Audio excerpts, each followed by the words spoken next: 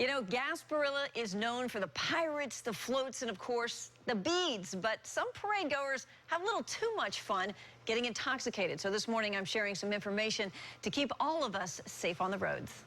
Gasparilla is now the third largest parade in the nation. It's loaded with pirates, beads, and of course, drinking. If you talk to anyone who has received a DUI, it's probably one of the worst experiences of their lives.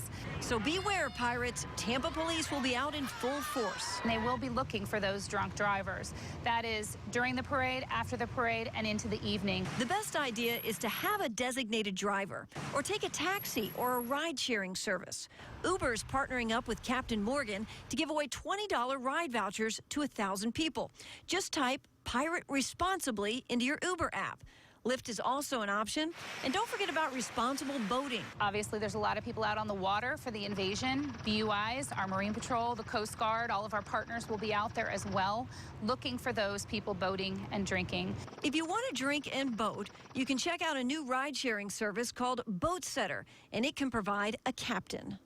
Now, this is the one vehicle that you don't want to be riding in after the parade. Remember, a DUI can cost you thousands of dollars. It could also affect your employment, and it can raise your insurance rates. More importantly, it could affect the lives of others. So remember, have a plan if you plan on drinking. And there's always public transportation. Hart is rolling out more buses. The downtown trolley is free, and the Tico streetcar will take you from Ybor City to downtown Tampa. You know, nowadays we have so many different ways to